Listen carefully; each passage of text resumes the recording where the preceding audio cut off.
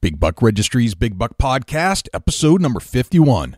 Drury Outdoors with special guest Matt Drury.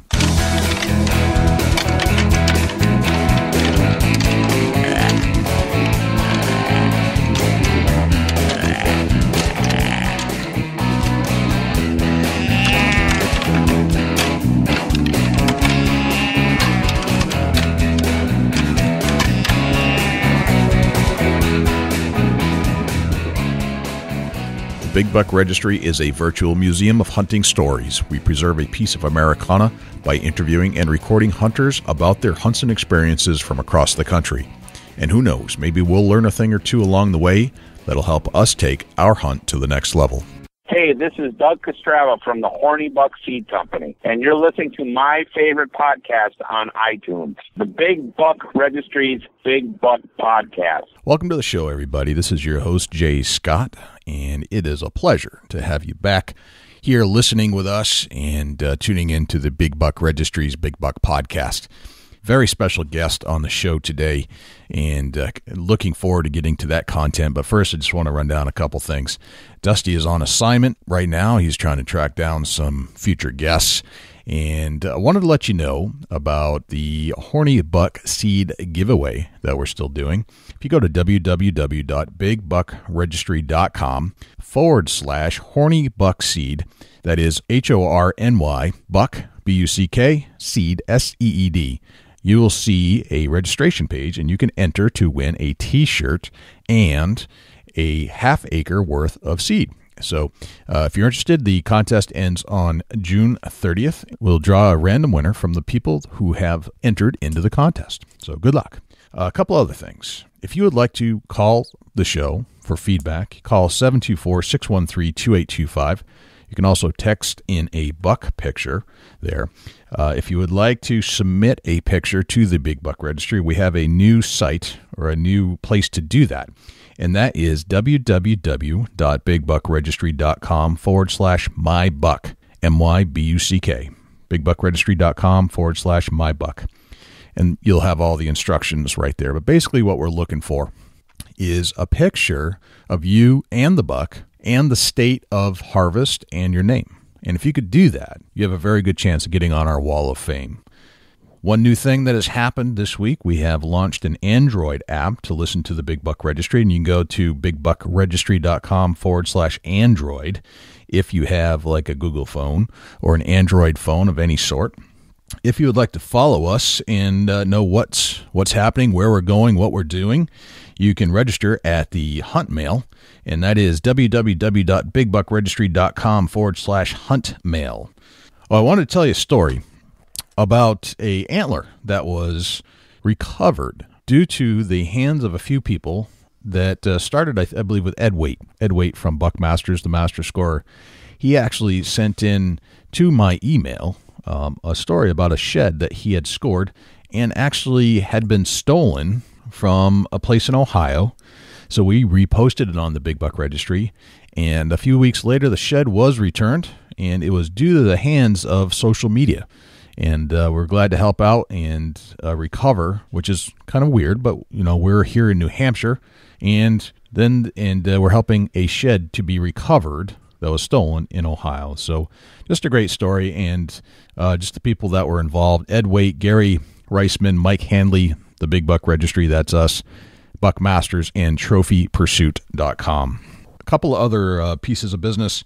We have launched the Big Buck Registry store. So if you would like to go buy or check out some of the things that we recommend online, you can go to the bigbuckregistry.com. Technically, it's bigbuckregistry.com/store, STORE. And you can see all the things we're recommending there and products that have been featured by some of the guests we've had on the show, and just some recommendations for Father's Day and things like that. So if you're interested in seeing what we're interested in, check out bigbuckregistry.com/store. A couple ways you can listen to the show, and these are our two favorites. I actually like Stitcher just a little bit better, but it's www.bigbuckregistry.com/Stitcher, STITCHER. You can have a downloadable app for just about any phone, iPhone, Android, whatever you want, and you'll be able to listen to the show by going to www.bigbuckregistry.com/Stitcher. And there's always iTunes, which is bigbuckregistry.com/iTunes. All right, so now on with the show. I don't know if you've ever heard of the family named Drury. I'd be surprised if you didn't. The Drurys have been around for a long time, and they're very well known, arguably the most well-known hunting family in America today. It wasn't always that they were on the top. They have worked hard to get there. They have done calculated risks. They didn't start out by wanting to become famous or world famous hunters on television. They just wanted to pay some bills so they could hunt in different areas. And today they're on the top of their game. Well, we got to speak with Matt Drury, and Matt is Terry's son. So you know Terry and Mark from the Drury families. Well, we're going to speak with Matt, and Matt is actually one of the social media managers and part of the pro staff that is in charge of all that stuff you get to see on TV and on YouTube and Facebook. And we're going to get to learn a little bit about how all that comes together and how they got there in the first place. So let's tune in. Matt, welcome to the Big Buck Registry's Big Buck Podcast. How's it going today? It's going good, man. It's going good. What's happening with you right now? Oh man, we're pretty busy right now. Actually, we're busy all the time, but right now we're working on our new TV shows that'll start airing in July, and we actually just finished up a couple things. We just released our new DVDs for 2014, as well as launched a new website that has a pretty cool new platform where you can get everything digitally. We're calling it Drury on Demand. So we got all kinds of stuff cooking right now. All right, we need to talk about each one of those things individually a little bit more, because I need some details on that so that our listeners can understand how to execute all that kind of good stuff and tap into your whole system. Absolutely. Now, Matt, tell us who you are as part of the Drury family. Yeah, so Drury Outdoors was started by Mark and Terry Drury, who are brothers, about 25 years ago. This is actually our 25th anniversary. They probably started at 26 years ago, but the 25th anniversary from when we launched our first ever VHS title is this year. So I'm Terry's son, and I've been here with the company for 10 years since I graduated college, and just been around for all the ups and downs since the beginning. Nice. Now, you mentioned VHS. That's like ancient stuff, right? I mean, that yeah, goes. There's going to be some younger guys listening to a podcast that aren't going to know what a VHS is. I know, much less a Betamax, right? Way back. Or what did they call those discs that became DVDs? What are they called? I forget what they.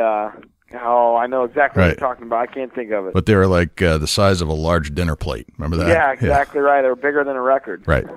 Going way back. So you're part of the family, and you're kind of running some of the media side of things for the Drury family. But you're also shooting big deer too, right? I mean, they let you go out and hunt on occasion. Yeah, occasionally I get out there. I mean, my main focus is I run the day-to-day operations for our company, and that encompasses anything from our studio here and production, which is actually my background and degree is in mass media and production. And all the way to, like you said, the digital media, the marketing, all of our contracts with our sponsors. So I kind of handle really just about everything and let Mark and Terry do what they're best at, which is get out there and hunt. Right. Gotcha. So you're the man behind the scenes for all things Drury.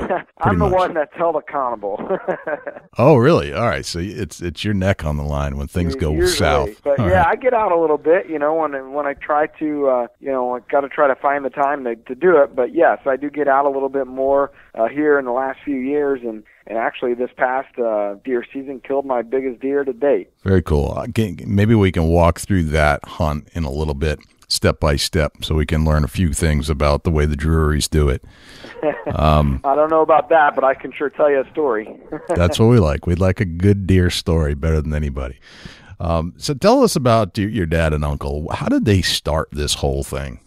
Well, it's a funny thing because Mark is 10 years younger than my father. So he actually he was working for my dad's construction company. Dad he has a degree in engineering, civil engineering from the University of Missouri-Rolla, and he owns to this day still a construction company. and Mark was working for his construction company at the time, and he was doing the competitive turkey calling circuit and doing really well at it. And no kidding. Right. he came to Dad and he said, "Hey, there's some videos out there they're pretty good." And at that time there wasn't a lot. You're talking about the mid to late 80s. And there was a guy by the name of Denny Golvis that was putting out videos that taught you how to call a turkey in, or the turkeys would come in and you would hear the sounds and all this, different sounds that a turkey would make, or the vocalizations. Well, Mark decided that it'd be a good idea to not only call the turkeys in, but kill the turkeys. And right. Do it all on video. So he came to Dad and he said, "Hey, I think we can do this, but he needed he didn't have the cash flow at the time." So they went in 50-50 and bought a camera, a Super VHS camera, and they hunted. Their first few hunts were in the Ozarks, I believe, and took 2 years to get enough turkey hunts to put out one full-length VHS title, and they called it King of the Spring. So that came out in 1989. Interesting. So it originated. They just really wanted to pay for some hunts too. I mean, they never thought that that they would make a big living out of this. It was more than anything is to get to go on these trips and pay for the hunts by selling some of the VHS back in that day. And at the time, the interesting part about this was at the time the rental shelves. That was a big part of how you got your message out there, was you would sell to a rental store and then they would rent it over and over. So you would you sold a title, one VHS title would sell for $50.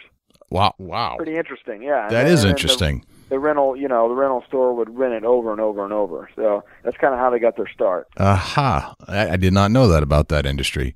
That's fascinating. Yeah.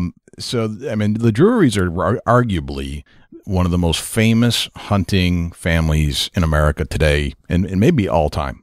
And it, by the sounds of it, when you first started out, or when they first started out, that wasn't necessarily the goal. The goal was just to cover some of the expenses of going hunting in different states and travel expenses, from the sounds of it. Yeah, absolutely. I mean, hindsight's 20/20. You never know what you're getting into, I guess. But right. At the time, heck, it was just Mark. He was really doing well on the turkey calling circuit, and he thought, being in that industry, he was starting to meet some people. He met Toxie Hayes, and the founder of Mossy Oak. Mm-hmm. And, at that point, he started actually repping Mossy Oak's line. And Mark was one of the top reps for Mossy Oak in the Midwest for several years. He did it for quite a long time there into the early 90s. And, as things started kind of progressing, interesting enough, they decided, hey, turkey hunting's great. What are there? 2-3 million turkey hunters out there, but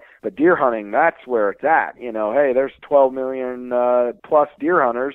So, of course, there's going to be more opportunity to sell these VHS titles. So, I think it was around 1993 they unveiled their first ever deer title, and at the time, Monster Bucks, which now Realtree's kind of made famous, but at the time we were the first to come out with a Monster Buck series. And the funny part about that is, the Monster Bucks back then, to make the cover, which is always the big deal, to make the cover buck, you could have killed a 110-inch monster, and that would have been your cover buck. So it was it was interesting, to see the not only the company evolve, but to see how hunting has evolved and management and the caliber of deer that people really take for granted what they see on TV. You could turn on 2 or 3 channels now and see 140, 50-inch deer and not think anything of it. But I think your average guy out there that's hunting, small tracts of land, the reality is that 120 to 140-inch deer, that's a mega giant for a lot of people, myself included. And and so it took them a while to get to that point where they were killing those type of animals, that quality of animals. So it's interesting to see how things have evolved. Not only do you have to put yourself in those types of opportunities, but learn how to do it. But it's almost like you have to learn what not to kill. Oh, you most certainly have to. There's a lot to learn. I mean, they've made literally every mistake in the book, and they'll be the first to tell you that. And I think that's kind of the beauty of what we do at Drury Outdoors, it's not about look at me, look at me, look at me. It's about, hey, look at the deer, look at the deer. We tell stories about the deer we're chasing. You know, Mark and Terry, the biggest thing they have is information that they've learned from literally being out in a tree for, 40, 50 plus years combined, so that's what we try to impart is that knowledge. And it's not from, a position where we're looking down on people. It's just because we've literally made every mistake you can and still make them. Right. And so we try to, in our DVDs and our TV shows, we try to impart some of that knowledge so that, the guy out there watching can take some of it and try to put it to good use. Right. Do you think it ever gets old for those guys?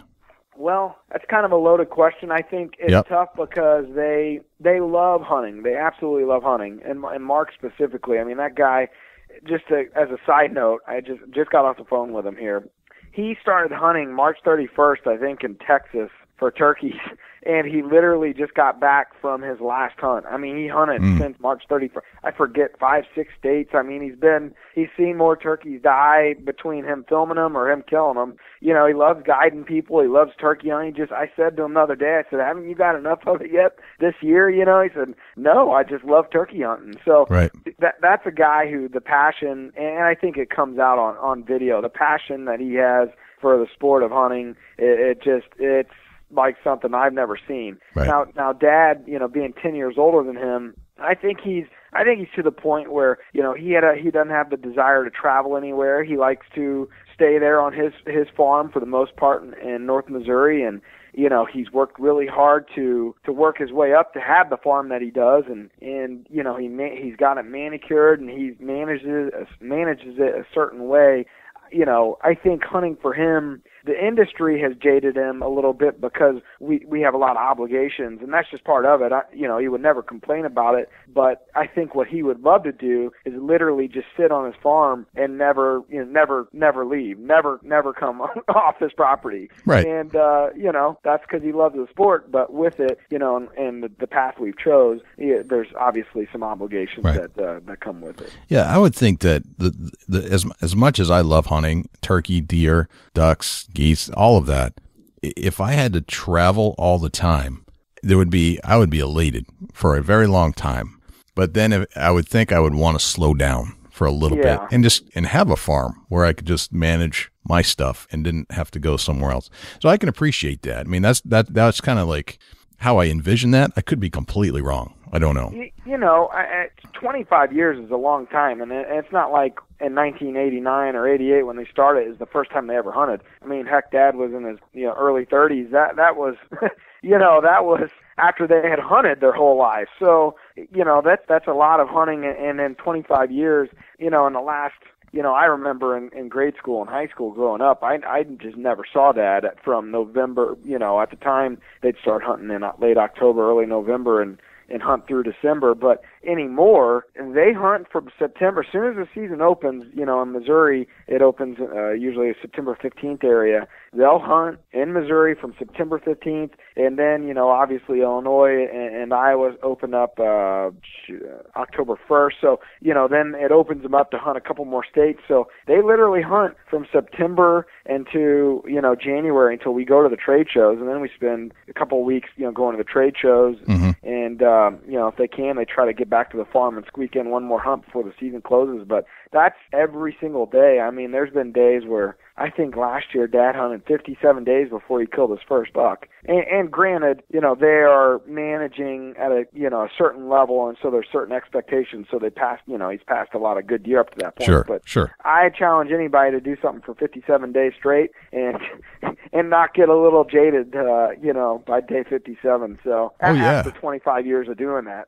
So yeah, I mean, because you're looking for that right animal. Yeah, 57 days of doing it day after day and not actually doing the final step. Yeah. That's going to be a little mentally challenging. Yeah, we call it Groundhog Day. It's the poor camera guy is who I always feel bad for. It's a grind, man. But that's the thing. It's to do it at the level that they do it and the degree they do it with consistency year in and year out. That's what it takes. And it's as much as they love hunting, it is a job. And at the end of the day, it's we have obligations, and they have to get the job done. So it's it can make for interesting seasons where they can start getting crabby if things start going wrong. Let me tell you. I bet. Have they ever yelled at you? Oh, more times. Not as much anymore, but boy, when I was when I first started, there's a few knockdown dragouts. My grandpa always said, in the Drurys, in the Drury family, everybody's a boss. So, if you can imagine, that means everybody's got an opinion, and it's the right opinion. Right. That makes it tough to right. find, but too many chiefs almost. Yeah. It's a good dynamic. It really is. Right. You know what I loved about Mark, and I've always loved this. He was the only guy that wore glasses hunting, and that I've always worn glasses since like 8th grade in school. So I always related to him. It's like, that guy's cool because he's wearing glasses and he's hunting too. Yeah. So just kind of that's kind of silly, but yeah, Mark and Dad both for the longest time wore glasses, and then I'd say about probably 5, 6, probably longer than that, 6, 7 years ago, Dad got LASIK surgery. Yep. And the question I get all the time here, through via our website, DruryOutdoors.com, you can leave a comment, and I read all the comments. And everybody always asks, how do they prevent their glasses from fogging up? There you go. That's a great question. I've asked Mark 1,000 times, and he said, you know what? When the heat of the moment happens, he said it's just nearly impossible. It's one of those things where I think, interestingly enough, Jim Thome, who's a Hall of Fame caliber baseball player, he's hit 612 home runs. Yeah, fantastic Good baseball buddy of player. ours. Yep. He hunts on our shows and our DVDs. He always says, because we're big baseball fanatics, St. Louis Cardinal guys.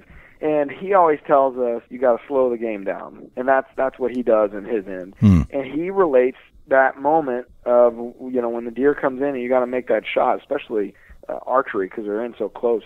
You got to kind of slow things down, and you got to think of what jobs you have to do, what yardage the deer is at, what angle is he at, quartering away, broadside. You got to have the right shot angle, and so you start thinking of those things, and you start slowing down your breathing a little bit.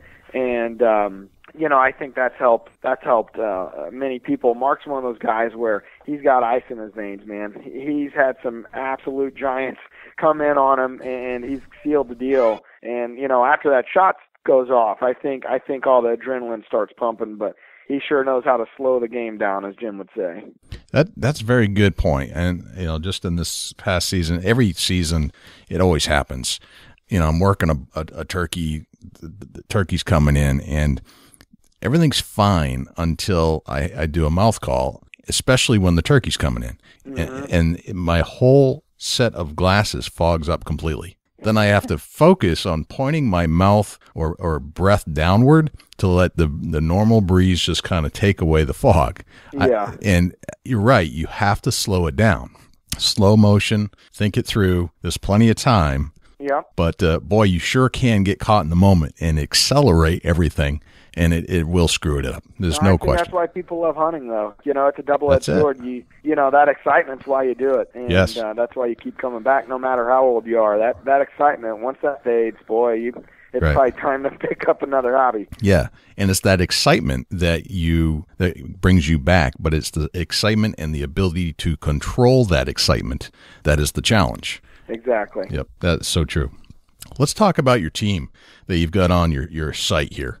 I don't think we have time to talk about everybody because you have a slew of people on your team. We do. That's kind of been our, I guess, recipe for success over 25 years is Mark and Terry. We identified a long time ago that Mark and Terry, they can't account for enough hunts to make one full TV show, much less, we have 4 TV shows plus 3 DVDs. It's all original content. So a long time ago, they identified, hey, let's have a Drury Outdoors team, some individuals that have the same passion. They're located in all kinds of different areas, Ohio, Pennsylvania, Kansas, Minnesota, all over Texas. So it allows us to do a couple things. Not only does it allow us to get enough content that we need, we call it the economics of death. We got to have X amount of deer kills to make all that content, or else nobody's going to watch. You know, Right. At the end of the day, you got to have a kill on all those episodes, and we try to too.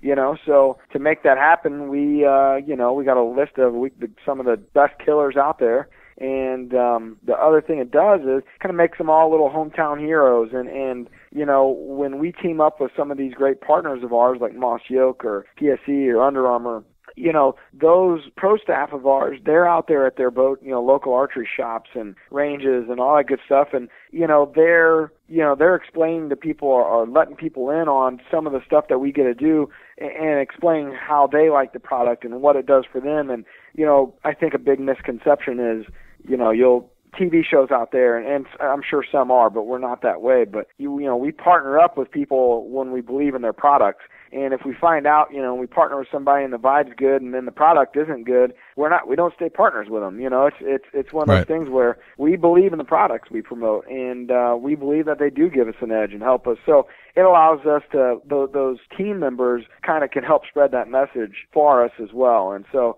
it's a pretty dynamic thing. And a lot of those teams have gone on to have successful careers of their own in the TV industry and start producing their own shows. Gotcha.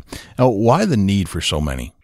Well, it kind of goes back to that economics of death. I mean, you've 4 TV shows, and that's an internal term that we use, just because, we identified back in the day we needed 96 deer kills a year to make enough content to get 4 TV shows, 3 DVDs, and fulfill our obligations to our partners. And so to do that, Mark and Terry aren't going to hunt 50 states. They're going to hunt 3 or 4 states. And depending on the state, they might get 1 tag, 2 tags, or 3,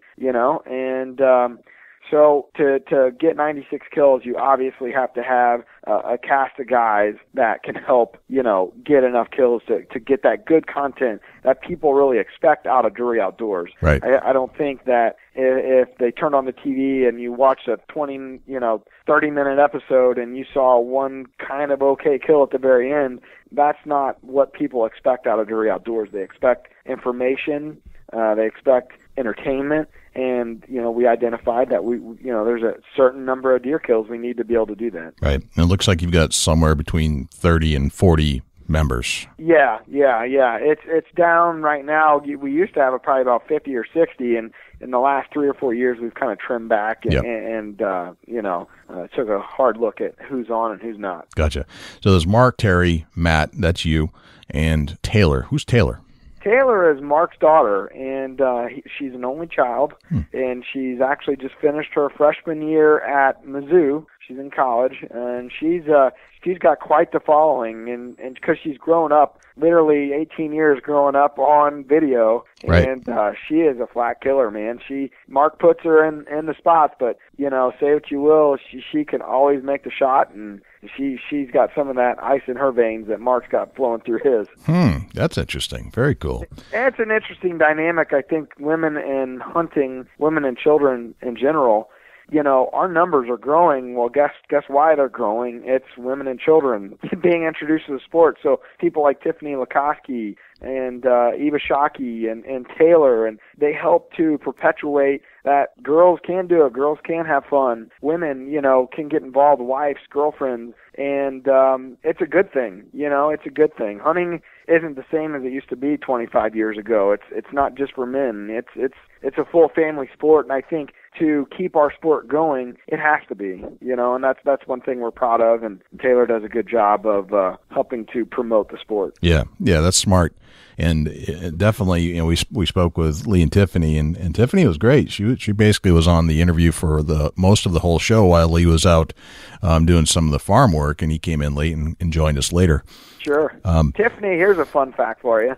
I actually edited Tiffany's first 2 ever hunts when I was interning for Drury Outdoors way back in the early 2000s, late 90s, somewhere in there. No kidding. Yeah. They were at the time hunting with the Kiskies, who used to be a Drury outdoor team member. They started their own company, and they had a video called Whitetails Taking It to the Extreme. And we actually produced and edited that video for them and distributed it for them at the time. And I was interning for the company while I was in college and edited her first ever hunts. No kidding. So there's a big connection between in the industry of the people you've worked with and the Lakoskis. That's very interesting. Oh yeah, it's a very, very small industry, and there's a lot of connections like that. I mean, a lot of people don't realize Michael Waddell was, Bill Jordan's camera guy. He was in the turkey calling circuit. A lot of guys that are successful now, they paid their dues and worked their way up the ladder, so to speak. Right, and I think that's something that gets overlooked. Like you see, there are 8 million new outdoor groups being formed on Facebook every single day. Right. But you don't realize that in order to get to the top, there are dues that get paid along the way, and you form your alliances and your loyalties and work with other people, and eventually you make it higher up into the ranks. It takes a long time, though. I think, a lot of people always see Mark and Terry, and they got these great farms, and they just assume that they always had them. But no, I mean, when they started hunting back in Bloomsdale, Missouri, which is where we're all from, town of 400 people, they hunted at a deer club called the 40 Acre Club. You had to have 40 acres to get into it. And, and when they first started the company, they were knocking on doors, in Illinois and Iowa and hunting, just by knocking on doors and getting leases. And, they started leasing ground and started losing leases a lot, and that's when they decided to buy their first ever piece of property over in Pike County, Illinois. And, it was a small tract, and it started small, and over time things have evolved, and they've sold this piece and bought another, and maybe sold that one and bought a little bigger one. It didn't just happen, and that's one of the things. Right. Mark and Terry are two of the hardest working people I have ever met, and they just don't stop. I mean, they don't, even to this day. I mean, Mark, he works with Mad Calls, a call company he started in the 90s and sold. He still works with them, and Terry still has a construction company. He still has been jobs, every time he's back in the office. So it's they're hardworking guys. That's intense. Yeah, I mean that's still working a regular job and still doing this job, which is a full-time job in itself. That's a lot. That's a real lot. It's they're just, I think you'll find when most successful people like that, they're driven guys, and they just don't stop. Their minds, when we go on a family vacation, there isn't much vacation being had because they're talking business. It's all about what's next, what's new. Interesting. Now, between Matt, Terry, yourself, and Taylor, who's the best deer hunter out of the four of you? Mark. It's hands down. Mark's unbelievable. He takes it to a whole new level. They call him the Mad Scientist. His initials are Mark Allen Drury, Mad, and that's where his call company started out of. And they call him the Mad Scientist because he will think of things to get on a deer. I mean, it's constant innovation, constant paying attention to what Mother Nature's doing, what his Reconyx cameras are doing. I've never met anybody that's more tuned into a deer herd than he is. Sounds like one of those engineer detail kind of guys. He is. He definitely is. You'd have to know him to know the level that he'll think, the type of things that he'll think of to get on a deer. All legal, all within the letter of the law. But I'm talking like, something that he started last year, which he's not the one that created this by any means. He heard somebody told him about it, and he took it to a whole new level. But he calls it the tree koi, and basically he cut down a smaller tree. He dug a hole in his fields, kind of by his box blinds or tree stands, and he put the tree in the hole, and he created scrape sites for the deer to come to that weren't, they were hitting the scrape sites on the edge of the field, but they weren't coming into, stand range, so archery, range. So he started moving. He did that in 3 or 4 fields, and, he killed several deer over them. It's just stuff like that, your average guy just doesn't think of or want to put the time in to do. All right, hold on a second. Let's go back to that 1 second. I want to get this straight. So you cut down a tree, you dig a hole in a field, you put the tree in it, you fill it in, then you make mock scrapes around the tree? Yeah, you'll leave yourself a branch there, and he even goes so far as he'll position it in the hole in the licking branch or whatever, scrape branch. He'll position it so that the deer gives him the right broadside or quartering away angle to take that shot from his tree stand. Wow. And do you put a tree stand tree there too, or just no? He'll well, the Mark and Terry anymore, they hunt out of a lot of box blinds, big game freestyle blinds, yep. or man-made ones that they've kind of created over the past 10 years or so, and he'll put the tree in the right spot to his either a blind or tree stand. So he puts the tree where he needs it instead of it being anywhere along the field edge. Interesting. So it's almost like an attractant. Just the tree itself. It absolutely is a natural attractant. That's exactly right. We actually Mad brand product. They're coming out with a tree koi. They're calling it tree koi, like decoy. Tree koi. They're coming out with it this year. That product, and it's fascinating. They, came out with it. It's like a rubberized tree base, and it's got holes strategically kind of placed in there, and you just got to cut some natural limbs from tree close and stick them in those appropriate holes, and it's just a lot easier than having to cut down a tree, dig a hole everywhere you go. It's got a base to it, but yeah, it's pretty interesting. He's always coming up with something. That's brilliant. Lee Lakoski's the same way, very engineer-like detail. Yeah. Yep. Very interesting. He's got that engineering background as well. He does, yeah. Chemical engineering. Chemical engineering, exactly. So let's talk about you, Matt, a little bit. You have on your Facebook page at DruryOutdoors.com, you've got a picture of you with a pretty impressive buck. Looks like you took it with a bow and arrow. Can we walk through that hunt from preparation to alarm cock? I'm trying to think of which hunt you're talking about. On our Drury Outdoors Facebook page. Under the team site. Oh, on our website itself? Yep. Okay. Yeah, the biggest buck I've ever killed was actually this, and I will rightfully say I'm still, learning a ton, still learning a lot from Mark and Terry. I haven't killed a ton of deer. I'm by no means an expert, or, I'm learning big time every day still. So, the majority of the deer that I killed are kind of in that 120 to 130 range, and, been lucky to kill several deer with my bow, but it just so happens I had a tough year with my bow. I probably hunted more this year than ever before, and just had a tough season seeing mature deer this year, and got down to the late season, and I was hunting over in Illinois in Fulton County, and had a gun tag, and it was the second season, and it was the last day of the hunt. A front had moved in, and it snowed a little bit that day, and it got the deer up on their feet. So we got in early, and we were hunting a box blind because of the camera equipment. It was actually snowing when we were on our way in, so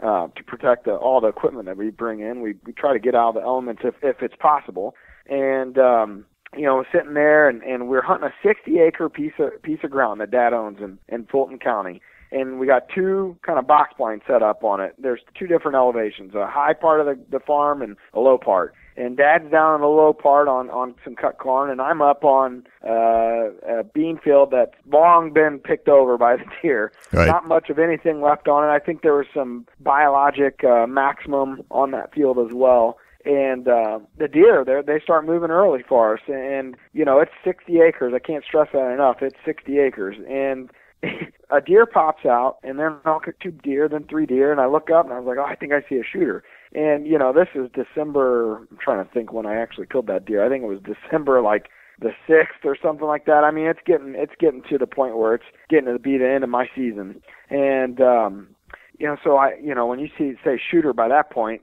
all hands on deck because it's been a long year, Right. So we lose the deer for a while. He's got his head down. He's feeding at the edge of the timber, probably 200 yards away, and I'm shooting a muzzleloader. So he finally comes out. He pops his head up. He comes out, and camera guy's on him. We got a good shot angle. He's broadside. I take the shot and drop him in his tracks. Actually, with the smoke of those muzzleloaders, sometimes you can't see if they run off or drop or what. But sure. Smoke clears, and he's laying in the field. So he scored as an 8-pointer, as a clean 8-pointer. he scored a 161 inches. So wow. yeah, my biggest as an 8-pointer, that's huge. He had 25-inch main beams, and I think he had like 13-inch G2s. I mean, he was just a really, really nice deer, and my best buck to date. So wow. It was a good hunt for me. Yeah, you mentioned you identified the deer as a shooter. What is a shooter in your mind? Well, for us, it's different for everybody. It's kind of I don't know who coined the phrase, but if the spirit moves you, and it might have been old Uncle Ted, I don't know, but if the spirit moves you, he's a shooter. Well, for us, we Mark and Dad specifically, they've been doing it so long. A shooter for on Dad's farm is typically a 4-year-old or better. We try to get into that 5-year-old range. Mm-hmm. For Mark, I mean, it could be a 5-6-year-old deer. His biggest competition with the white-tailed deer is that age structure, to kind of to let them grow, pass them, if you see them at 3 and 4, and hopefully one day see them again at 5, 6, 7, whatever the case may be. So a shooter, may not be a big scoring deer, but if he's got a big body, you'll know instantly that deer is a shooter. Gotcha. Okay, so it's a feeling, but it's also identifying as a more mature deer in the 4 to 5 category. For us. For yes. you, but, yep. But absolutely, for right. Anybody out there, just whatever moves you. Gotcha. Okay, so that's just kind of your criteria, but it's different in all parts of the country, and every hunter is different. Yeah, the other thing is we're just very fortunate to be able to hunt the Midwest, which is it's just by pure luck. That's where we were born and raised, in the Midwest. So, right. A lot of guys in the different parts of the country, maybe the South or the Northeast, or there's all kinds of subspecies of deer out there. Not everyone grows, that type of body weight that these corn-fed Midwestern deer, can get to. So it's different for everybody, but if you get that blood pumping, he's Gotcha. a shooter. And what kind of bow are you shooting? I have been the past 2 years. I've been shooting a PSE. Well, I'm going to be switching to a DNA SP this year. I actually got it on order right now. I'm waiting to get it. But gotcha. Yeah, so the PSE is what we shoot in general, and we've had great luck with them. They're innovators, and they've been really good to us. I've been shooting the PSE Dream Season Evo for the last 2 years, but getting ready to switch over to the DNA. Gotcha. And how about the arrows? Arrows, PSE actually makes an arrow called Carbon Force, and we shoot Bow Madness arrows, which Bow Madness is one of our TV shows, and PSE and Carbon Force came out with a Bow Madness arrow, and I think he shoots 100s, but Dad and I shoot 200s, so Mark shoots a real light arrow. Okay. And how about your broadheads? Now that we've been really, really proud to partner up with Rage for the last, it's been, I think since I've been here, 10 years, 10 years, somewhere in there. Rage is just, when we started shooting those broadheads, those expandable heads that give you a bigger cutting diameter, and right now we're shooting the Rage Extremes. I think they're like 2.3 cutting diameter. We just have had great success in our recovery. Not that you ever want to hit an animal bad. You always want to 10-ring an animal. You always want to shoot in the vitals. But, bow hunting, it can happen where, you pull or the deer ducks or, and you might make a marginal shot, and sure. Our recovery rate's been really, really good with those Rage in general and Rage Extremes here in the last, 2 years. I think we were shooting the prototypes 2 years ago, and they came out with them last year. Gotcha. So, yeah, there are uncontrollable variables. That's part of hunting. That's why it's called hunting, right? Absolutely right. You obviously want to make a clean kill every time, but sometimes things happen, and I think the biggest thing is, to make sure, hopefully you give that animal a quick, clean kill. But if you don't, you still want to be able to recover him and to get a good blood trail or to give the deer a couple hours if you need to expire and then kind of do a body search for him. Rage has just really done a good job for us. Gotcha. We're really happy to be with So them. it sounds like, you always want to speak well of your sponsors, but it sounds to me like the Rage, you actually like them a tremendous amount, not just because they're sponsors, but they're pretty good products. Yeah, I alluded to it a while ago. We strive to partner with the best of the best in all categories. I mean, we want the best equipment, and it's not about a sponsorship amount, or it's about the quality of product. And we want to kill a deer as bad as the next guy. And to do that, you want to have the best equipment if you can. And so, through time, sure, there's been a couple sponsors that, you might use them for a year and you think, oh, this isn't quite what it was cracked up to be or what we thought it would be. And usually those relationships, we get out of them and move on. And, the ones that have good quality products, those are the ones we stay with. And there's been a lot more of those than there have been of the sponsors that last a year or two. Gotcha. Matt, what do you do for scent control?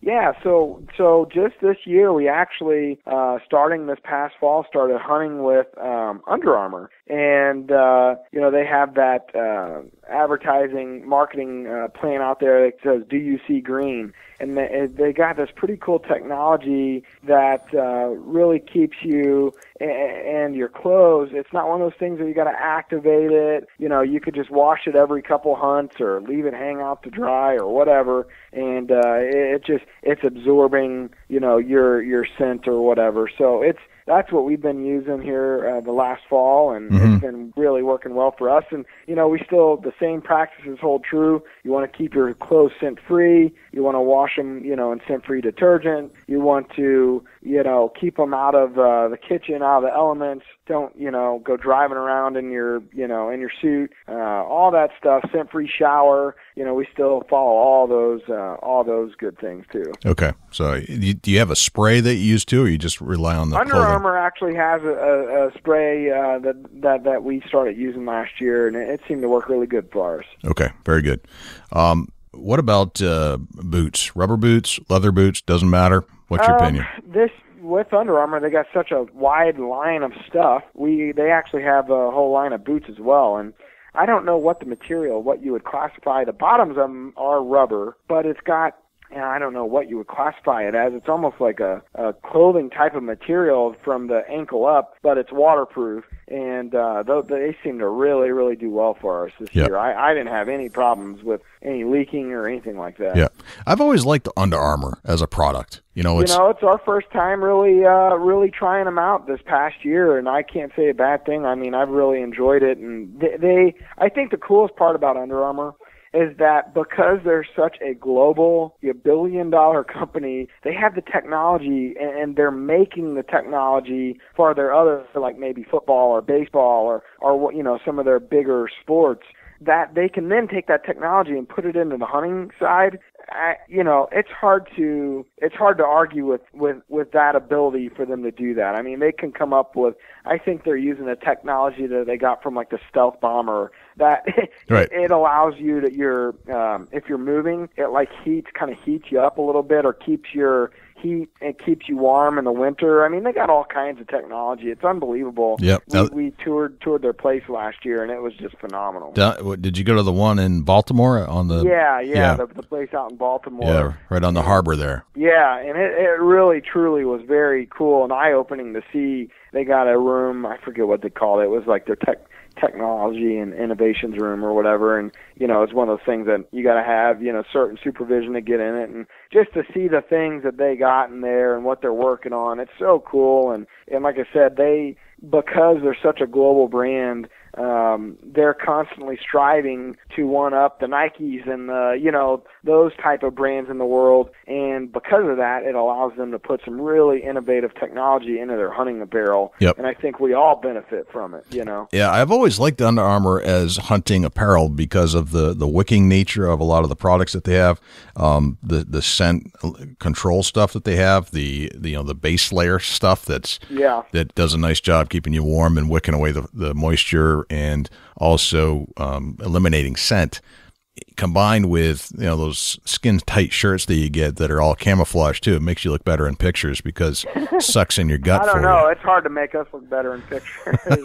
It's funny because when we signed up with them, obviously they call everybody athletes when they sign you. You're an athlete. Oh, is that right? Interesting. And it's funny because we definitely don't consider ourselves to be athletes. We're just some regular Joe Blows that, love to hunt. And so right. they're always calling you an athlete. It's just funny because we don't look like it when we get into that right. bass player sometimes. What was it that John Kruk said from the Phillies way back? I think he said something like, we're not athletes, we're baseball players. That's well said. Yep.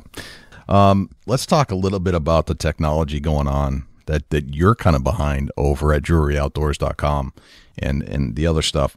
What is this downloadable on-demand video all about? Yeah, it's something pretty cool. We just launched a brand new website that I've been working on with some partners here the last couple months. And with that, on the new website, DruryOutdoors.com, there is something we're calling Drury On Demand, our DOD. And the cool part about it is all of our DVDs, so since the early 2000s, we started coming out with DVDs.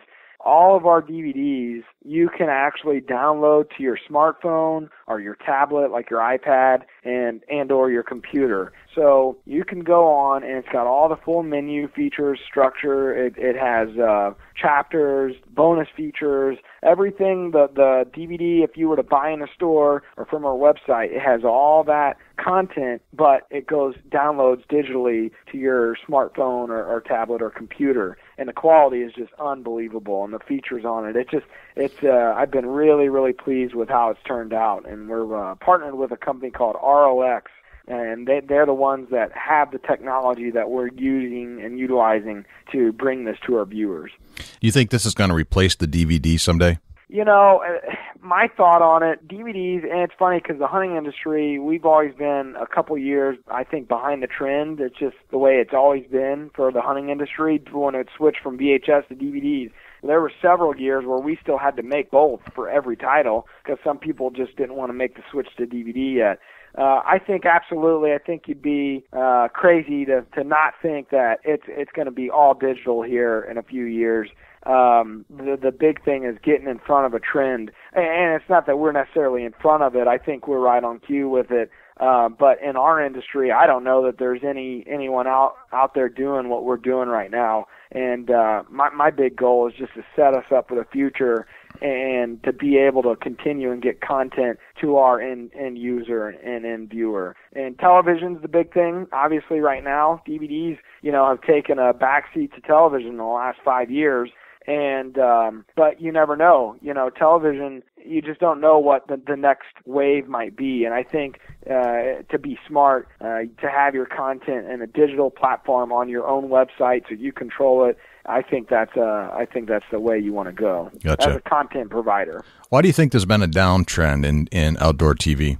TV, I think that the evolution of things, part of the issue is oversaturation. And there's an oversaturation with the amount of networks. There's an oversaturation with the amount of shows. And when you get to that point, what happens is there's a delusion in the quality of programming. We always strive to and I don't want to come off or sound as better than anybody. This is just what we always internally strive for, is the very best, most ethical, most entertaining, informative programming we can put out there. And I think when you turn on the TV, a lot of times, unfortunately, you see some stuff that, me personally, I don't always agree with. It might be a shot angle. It might be the way that, somebody reacts after they kill a deer. And it's to each their own. There's so many personalities in this world. There's every show out there has somebody that thinks it's the best show, a viewer out there that loves it. And that's the beauty of kind of what we do. But I think also that hurts us a little bit because not all the programming is probably as quality as it could be. If you got a little camera and and a GoPro, you can produce a good hunt. Right. But that also makes it so that everybody thinks that they can go out and do it at a high level. And what ends up happening is, to put 13 original episodes out there, people start stretching their content, and all of a sudden you might only get one kill a show. All of a sudden you might get no kill in a show. And I think you can do that stuff occasionally, but I think more and more there's a lot of that happening. And I think that's part of the problem, is that there's a real delusion in quality. Gotcha. Have you noticed, and maybe it's just my television provider, but that there is a lack of HD television shows on TV right now. You know, the funny part about that is we have to shoot in HD. Right. That's the killer. It's such a complicated thing from the network standpoint. Just kind of some inside, TV talk. I know what the program directors at two of the three big networks go through and to try to get HD platforms. And, Dad always complains because he still doesn't get Outdoor Channel in HD. I don't remember if he's got Dish or Direct. I forget which one. I don't have it either. I get it in HD. Yeah. Yeah, and it's frustrating because it doesn't look, in this day and age, people buy big TVs, 46-inch TVs, 42-inch TV. They expect HD quality. I mean, everything's in HD. You expect it. It's something that in 2014 people everywhere should have the ability to get it if they want it. And I think it's frustrating because us as content providers, we shoot it that way. When it leaves our studio, it's in full HD. The quality is unbelievable. But, if I'm the end user and I can only watch it in SD, a lot of times I have a hard time watching. I don't know that I watch anything that's not in SD. Now, luckily, I use Uverse and it has a lot of HD channels, sportsman's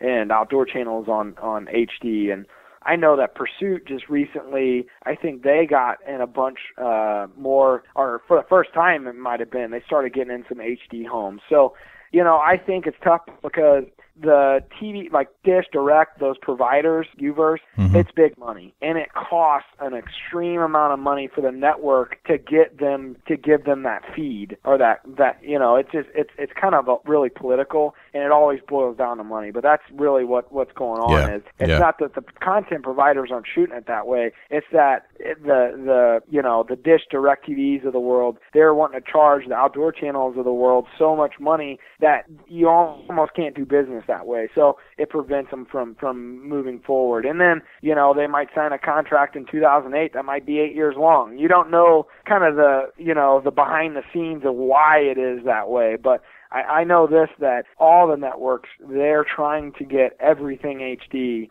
as they should, but they work very hard every day to try to make it all in HD. Right. I mean, I'm kind of a technology holdout guy.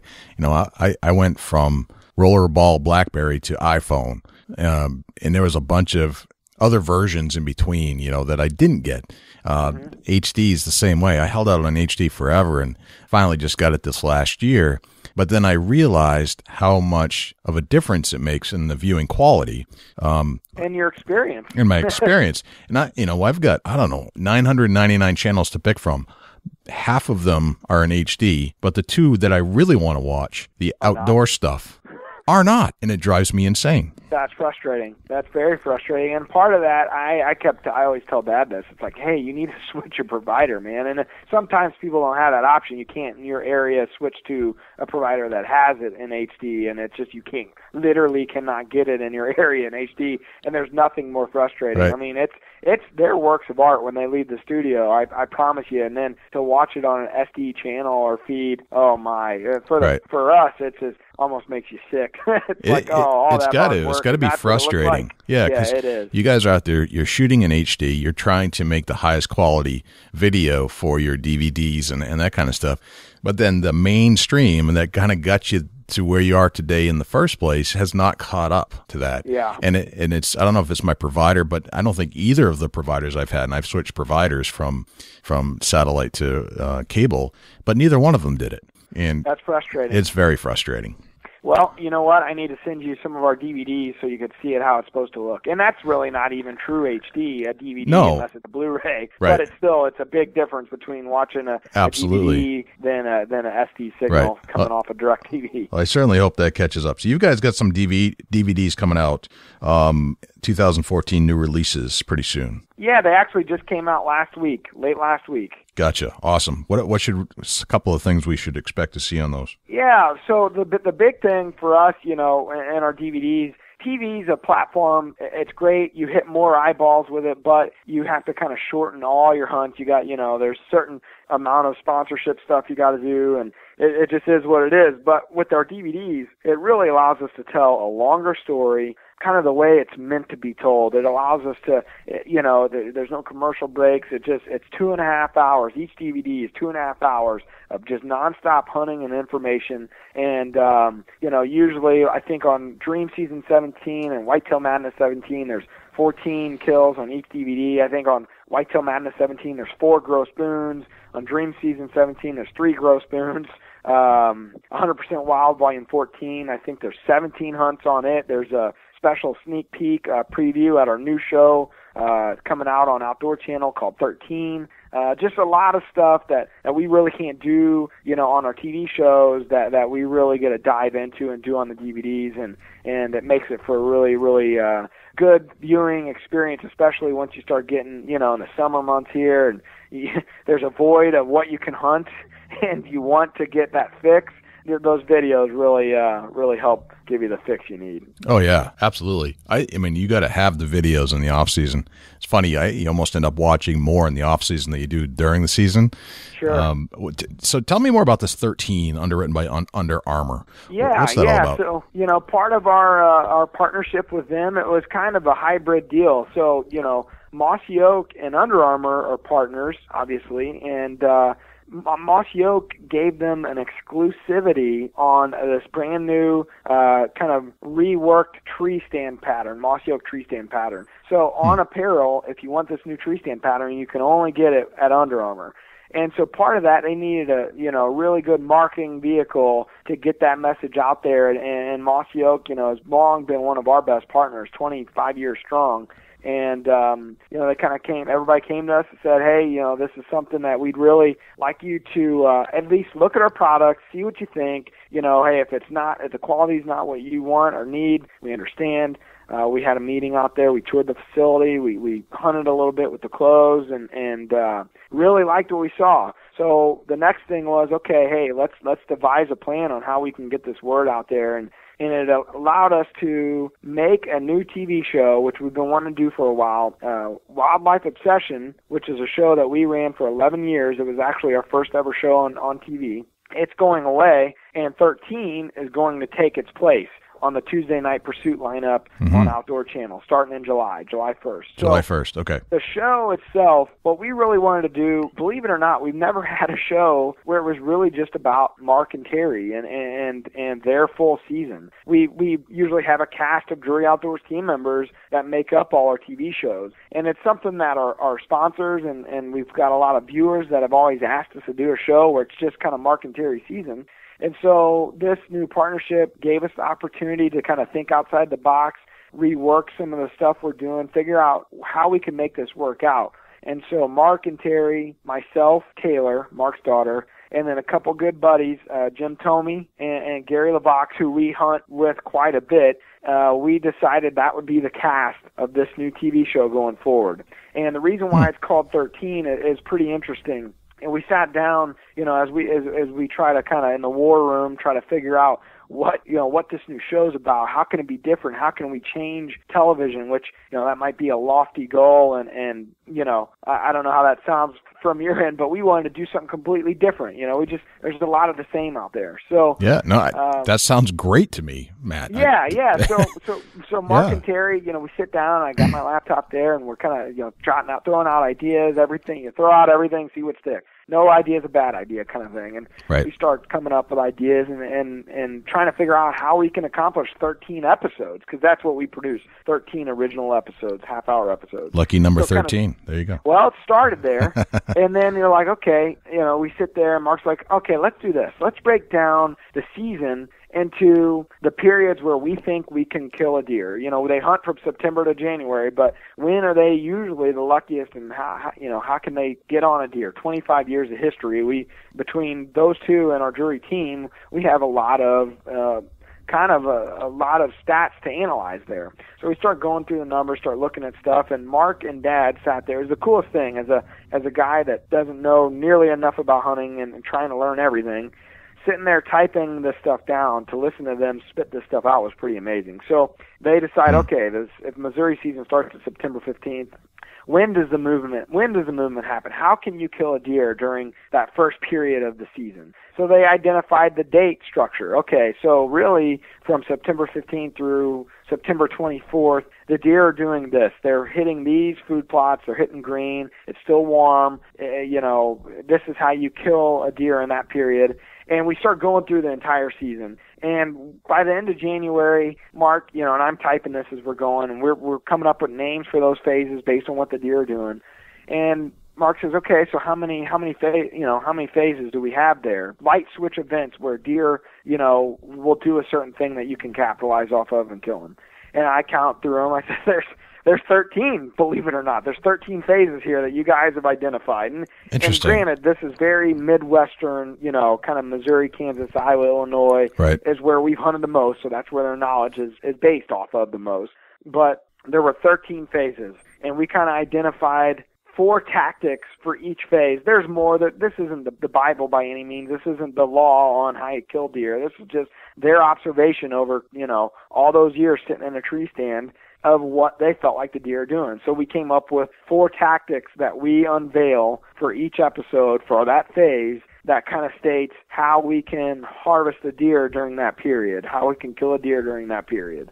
And the cool part about it, kind of the twist from a production level, everybody always talks about Mother Nature. Well, Mother Nature didn't, she didn't give us any rain, so my food plot died. Or, it was really hot during the rut. Mother Nature killed me. She's not a godly figure. We're not saying that, but it's something that people always talk about, And we thought it would be interesting in a way to kind of weave a Mother Nature role into the season. So if the wind switches on you, you kind of chalk that one up to Mother Nature. If a rain front comes in and kills your hunt, you kind of chalk it up to Mother Nature. Stuff that you really do, and every hunter out there does and says, nobody's really identified that or given her a voice. So from a production standpoint... Good point. It's a very good point. We found a voiceover person that we kind of identified as what you think of in your head when you're thinking of Mother Nature, and we've kind of written her from the voiceover, kind of the narrator through the show, and it's not a lot. It doesn't get cheesy. It doesn't get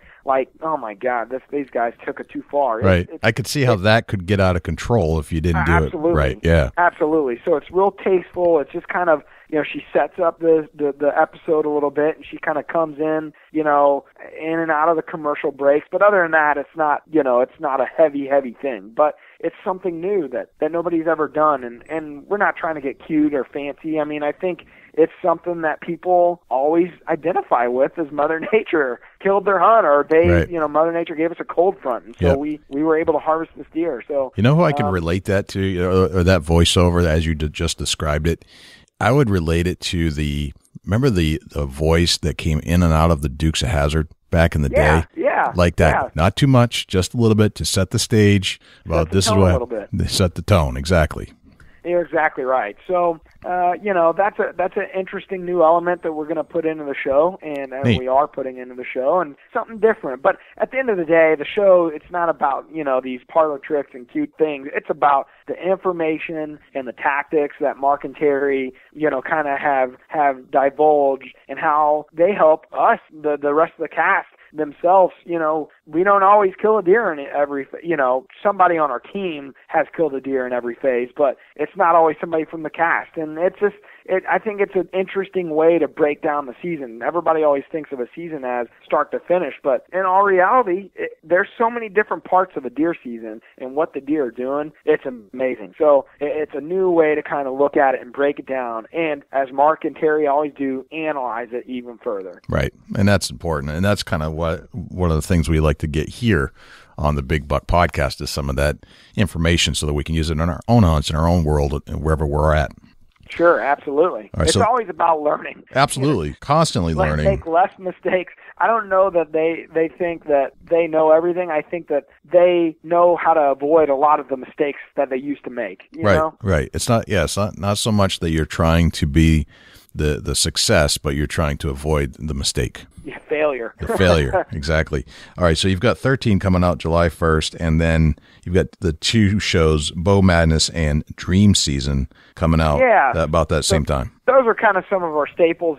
Dream Season is in its 11th year this year. It was one of the first reality programming in outdoor history, and there's a lot of really good kills. I think they killed Jeff Lindsay, Team Ozonics this year killed a 184, I think, on or 181, something like that. Wow, that's on a the big show. deer. So there's a lot of good stuff, a lot of good competition there, and it's not competition like who can kill the biggest buck. It's competition as in like these guys are out there, they're hunting as ethically as they possibly can. And, when they get a deer, all the other teams are genuinely happy for them. But some of that competition that guys have at their deer camps, everybody has it. There's a little internal competition at everybody's deer camp to get the biggest buck or whatever. Of course, yeah. It's just natural. Well, that's kind of what Dream Season's about, some of that camaraderie and competition. And so the show is going to be really good again this year. And then Bow Madness is our all-archery show. It's in its 7th season. We produce it for PSC Archery. And, we got more big game hunting this year than I think we've ever had. We got Jeff and Chris Probst, who've been on our team a long time, up in they went Alaska hunting for moose. We have teams in New Zealand. We got guys all around the North America. But I think the other cool part is we still bring it home, Midwest whitetails, just like we always have. And it's all archery, some really good kills, and try to give you a little bit of information with a section from Pete Shepley called Pete's Tips. Excuse me. So nice. It's a cool show, and for that archery enthusiast, that may not like the gun hunts necessarily, and those guys, the hardcore guys, are out there like that. This is the show for them. Gotcha. Matt, being a media guy, how important is social media for those guys and gals that are trying to open up their own outdoor group of hunters to maybe go to where Drury is now, somewhere in the future? No, it's huge. In this day and age, that's how they get their information. It's interesting because when, Facebook, MySpace was kind of the first thing, and then Facebook was the biggest thing at the time. But when those first started coming out, I actually saw our numbers from our website start going down. And, at the time, you weren't really giving it much time of day because it was like, it's just another fad. And, a few years back, probably 4 years back, we started taking it more and more seriously. And, really recognized, as everybody did, that this is the wave of the future. This is how everybody's getting their content. And so to do that, you need to have a good presence on social media. We have a great presence on Facebook. We have 405,000 Facebook fans. That's awesome. It's great, but guess what? Facebook's changing their algorithm. The reason you see stuff in your news feed, there's all code that's involved there, and they're changing it, and they're not allowing our fans, our 405,000 fans, can't even see our own posts. I think 1% of that number actually sees our post in their news feeds, and they're doing it on purpose. They obviously are wanting us to pay to advertise. Mm-hmm. All companies, all people. That's how they want. That's how they get their money, is through advertising. When they went public, now they've got to answer to the you're exactly stockholders. Right. Exactly. You're exactly right. So how do you get around that? Well, first of all, our fans hopefully are smart enough to go and say, okay, I want this content from Drury Outdoors. I want to see their posts. So you got to go over to our page and say that you're following. It's not enough to just like the page anymore. You got to click and say you're following the page so you get the posts. Well, another way that we're identifying, as in most other people, is Twitter and Instagram. Right now, you can still reach all your people through those avenues. So, we're kind of late to the game on Instagram. I think we got like 5,000 followers there. But Twitter, we have 33,000 and counting, and trying to do more and more stuff. So, for us, personally, it's a way to get our content out there, get our message out there, and share with our fans, what we're doing when we got the new releases coming out or the new shows coming out, or, our opinion is you always want to have a good message. You always still want to be ethical in what you're presenting out there, because there's a lot of anti-hunters, as we all know, and you got to watch what you're saying. You got to be proud of what you're doing, but there is a line that you can step over, and you don't want to do that because it fuels a fire. that you don't want to fuel. So you kind of got to watch, what you're throwing out there, and you want to be respectful for our heritage and what we've done. And I say we as hunters have done over the, many decades that this small industry has been around, but in general, the hundreds of thousands of years that people have hunted. You want to continue to fly the flag high. Yeah. What about YouTube?